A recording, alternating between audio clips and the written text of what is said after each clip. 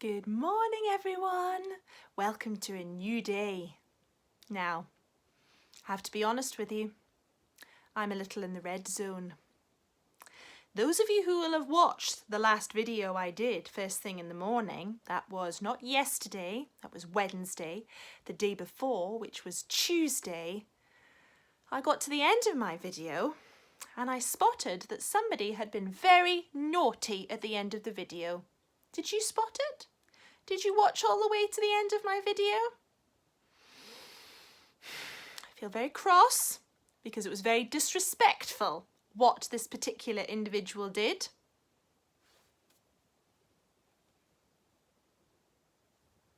Yes, you know who's to blame. My Bumby was extremely naughty because when I came back in, for some reason, I found lots of pieces of my calendar were on the floor. I thought, how did that happen? I didn't do that. And then when I watched the video back after I'd uploaded it to you on Tuesday, I spotted the culprit, my Bumby. Yes, you've been very naughty. He had to take a little time out, had to consider very carefully what he did, and then he promised me that he's put everything back the way he found it. But I have my suspicions about that. Let's have a little look. Did he make a good job of it? Oh dear. Oh dear. Oh dear. Oh dear. Oh dear. It says that the day is June. Is June a day? June is a month of the year, and it is red because it's in the summer. January, February, March and April, May, June, July and August, September, October, November, December. These are the months of the year. June should be in the middle. Oh dear, dear. It should be over here. May, June, July and August in the middle. And look, apparently Tuesday is a month. Is Tuesday a month? No, it is not. That's very naughty. We, Form 1 and I, we know that Tuesday is a day. Hang your head in shame. There you are. And numbers shouldn't be on the days. Numbers are for telling us the date, which day it is of the month. So let's put that back here. Let's check. Monday, Tuesday, Wednesday to Thursday, January, just for you. Now that's wrong, isn't it? What day comes after Thursday? Starts with a Monday, Tuesday, Wednesday to Thursday, Friday. Oh, and look, here's Friday just underneath. You've managed to muddle up the months, haven't you? Now, January is actually this month, so we'll put it back where it's supposed to be. Now then, the date. Now the date, it was the 19th when I last saw you. That was on Tuesday. So, that was 2 days ago. It was the 19th here. So 19, 20, 21 must be today. Oh, and I'm just noticing we've not put the date at the day on. Silly me. Today is Thursday. Let's push that on.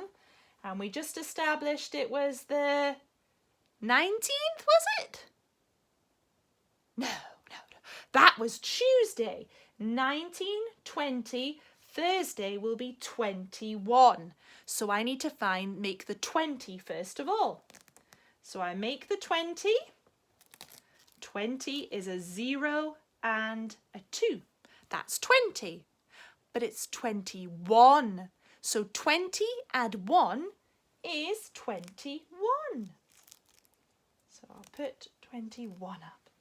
There we go. Now, the weather outside my window.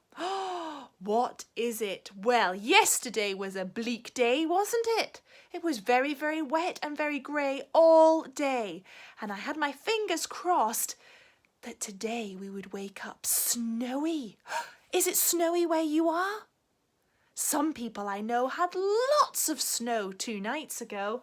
At my house, I have to admit, it's sort of sleeting. And there's a little bit of snow on the ground.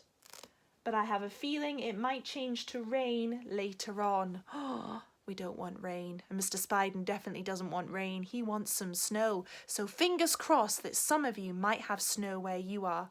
Unfortunately, those of you who live close to the beach, you probably haven't got much snow. And unfortunately, that is the way it goes. Because when you live closer to the sea, you often live lower down. If you live inland, you often live up on a hill. And it's colder up there, so lots more snow falls. Whereas down at the beach, you're low, so it's a bit warmer, but you're also near the salty sea.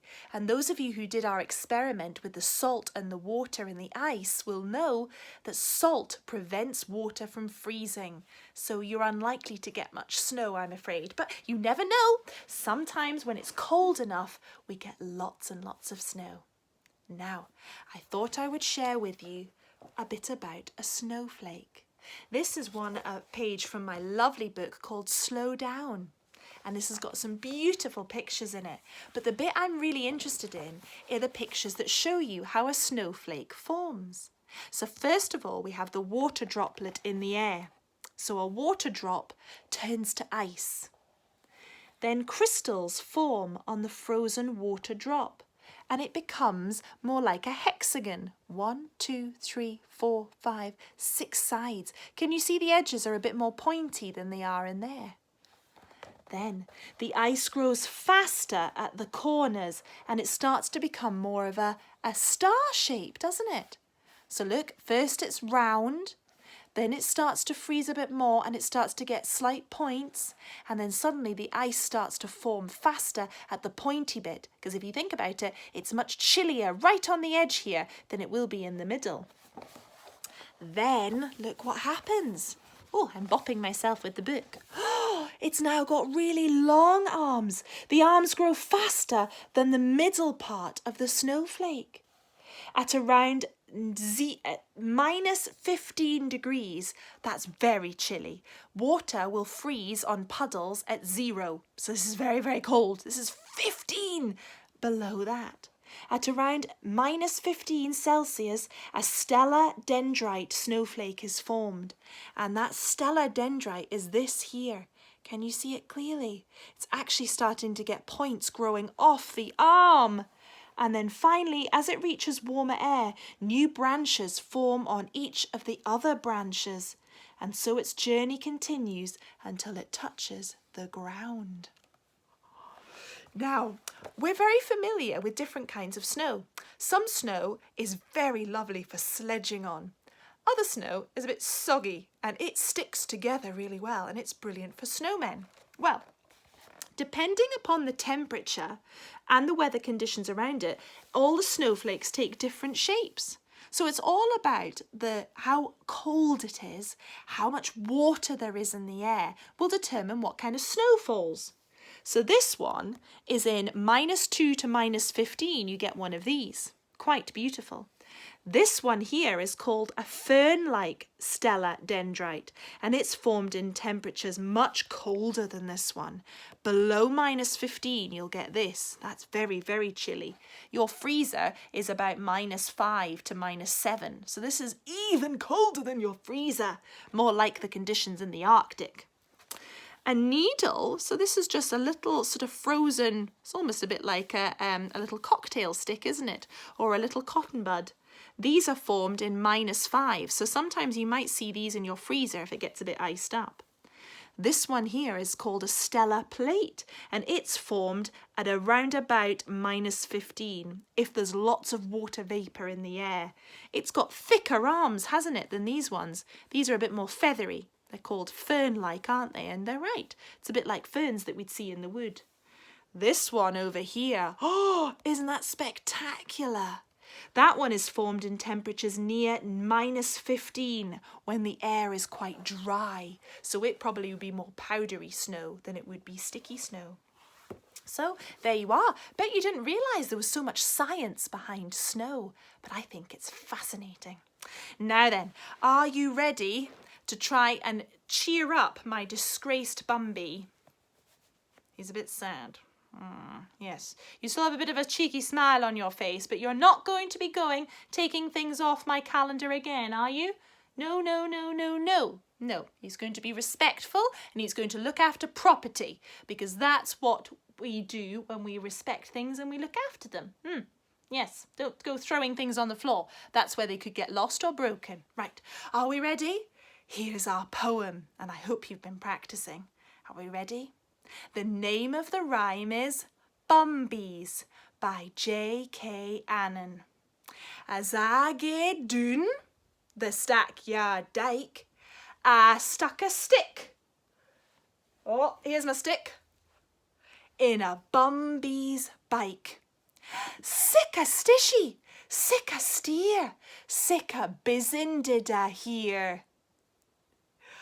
I got a stang frae a big Bumbee, and jings that stang was sair. Never will I harry a bike, gie a leave for evermore. Now it's that last verse that we need to practice, isn't there? Okay, so you've got a sting. It's a really big sting, and it hurts, doesn't it? Sting from you. So the lesson from this is, should you ever stick a stick in a bumblebee's nest or a honeybee's nest? No, definitely not. So let's go from the sting. I got a stang frae a big Bumbee, and jings that sang was sair. Never will I, so you're never going to, never will I harry a bike. Harry means to interfere or to poke or to, to damage in any way. So never will I harry a bike. Gie a leave, so you're going to leave it alone. Gie a leave forevermore, which means you'll leave it alone forevermore. You will just not go anywhere near it. Okay? Let's do it together. I'll say it very slowly first. Try and join in the actions even if you don't know the words yet. Okay? Standing up. Straight and tall, please. Shoulders back, heads up, eyes open, because when we present a poem, we have to give it energy. Are you ready? The name of the rhyme is Bumbies by J.K. Annan. As I gaed doon the stackyard dyke, I stuck a stick in a Bumbee's bike. Sick a stitchy, sick a steer, sick a bizzing did I hear. I got a stang frae a big Bumbee, and jings that stang was sair. Never will I harry a bike, gie a leave forevermore. Well done, everybody. Great job. Now, remember, practice this poem, because I'm going to be asking you to give me 1 or 2 lines, or the whole thing if you can do the whole thing, on video, so I can make a very special video of Form 1 and their Scots verse poem. All right, have a great day today. Bye-bye.